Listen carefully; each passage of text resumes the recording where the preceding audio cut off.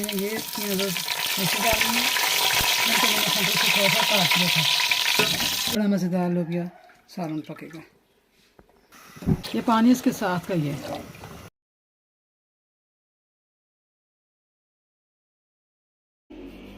बिस्मिल्लाहिर्रहमानिर्रहीम। अस्सलाम वालेकुम।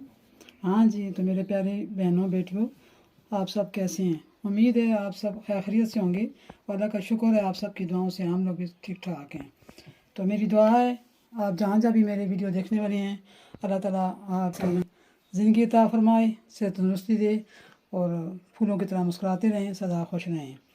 तो इसी दुआ के साथ मैं एक नई रेसिपी बनाने जा रही हूँ।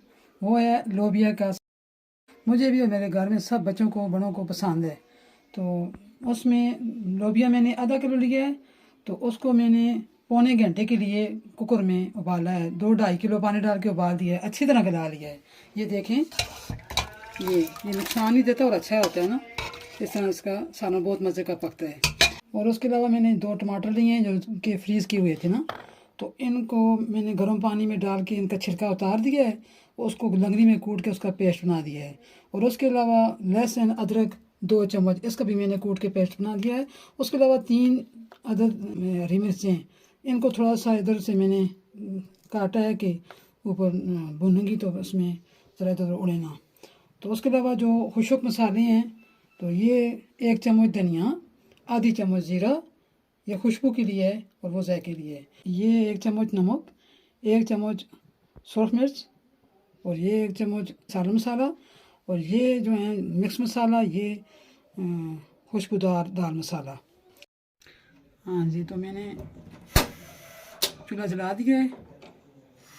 तो उसके ऊपर मैंने कुकर रख दिया और उसमें मैंने तेल डालना है 1 बड़ा चमचा, बल्कि 1.5 चमचा, क्योंकि मेरे लोबिया ज़्यादा है। इसके गर्म होने पे मैंने इसमें वो डालना है, लहसुन और अदरक का पेस्ट बनाया हुआ है, वो डालना है। डाल दिया है। अब इसको हल्का ब्राउन करना है।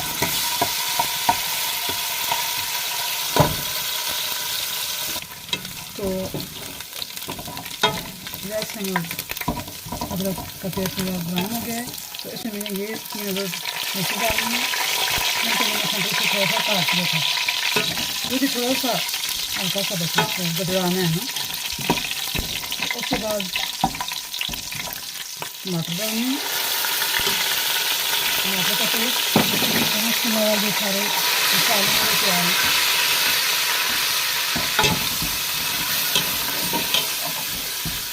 ये मसाले जाएंगे, इनको थोड़ी देर के लिए भून के 2 मिनट के लिए भून के फिर मैं इसमें लोबिया डालूँगी जो मैंने पहले उबाल के रखा हुआ है।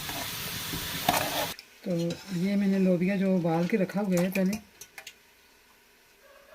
कितना मज़े का फूल गया और गल गया ना। तो इस तरह इसको मैं छान के निकालूंगी और वो जो मैंने ग्रेवी बनाई है मसाले की, उसमें इसको मैं 2-3 मिनट के लिए भूनूंगी। तो उसके बाद इसमें ये साथ ही पानी जो है ना यही डालूंगी, बस काफ़ी है। तो बड़ा मज़ेदार लोबिया सालन पकेगा। अब ये देखें मेरे मसाले की ग्रेवी तैयार है। तो मिर्च इसलिए डाली जिसका दिल करे साथ सालन के साथ खाए तो मर्जी है। 2-3 मिनट के लिए इसको मैंने भूनना है कि मसाला अच्छी तरह इसके साथ चिपक जाए, हाल हो जाए, ये भून जाए। तो उसके बाद मैं इसमें इसके अंदर यखनी निकालेंगे लोबिया की, वो ही शामिल करूँगी।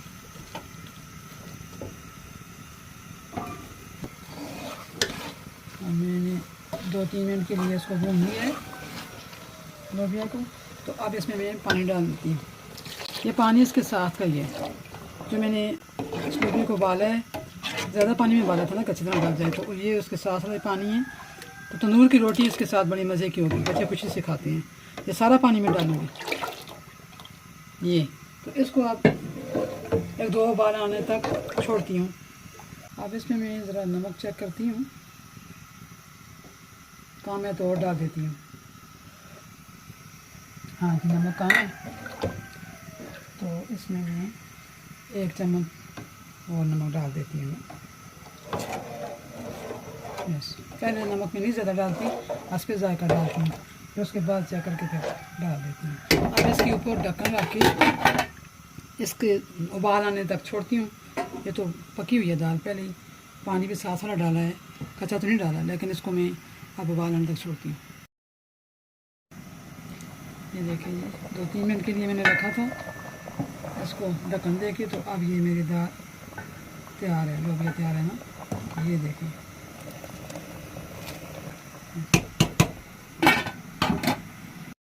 जी तो मेरी लोबिया दाल तैयार है।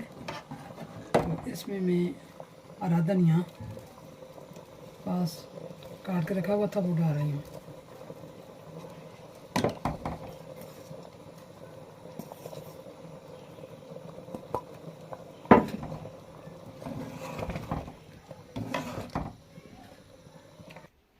तो अब इसको मैं चेक करके आपको इसका टेस्ट बताती हूँ।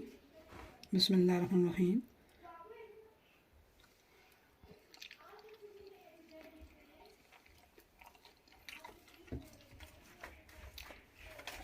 माशाअल्लाह, सुभान अल्लाह, मेरे अल्लाह की शान।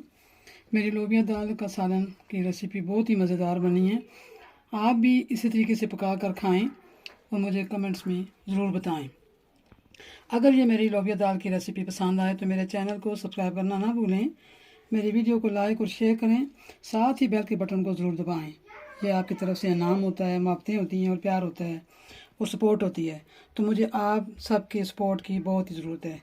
शुक्रिया। तो आप इसी रेसिपी के साथ इजाज़त चाहूँगी और फिर मिलूँगी एक नई मज़ेदार रेसिपी के साथ। तब तक अपना और अपने बुज़ुर्गों का और बच्चों का बहुत सारा ख्याल रखना, मुझे दुआओं में याद रखना। फ़ी अमानिल्लाह, अल्लाह हाफ़िज़।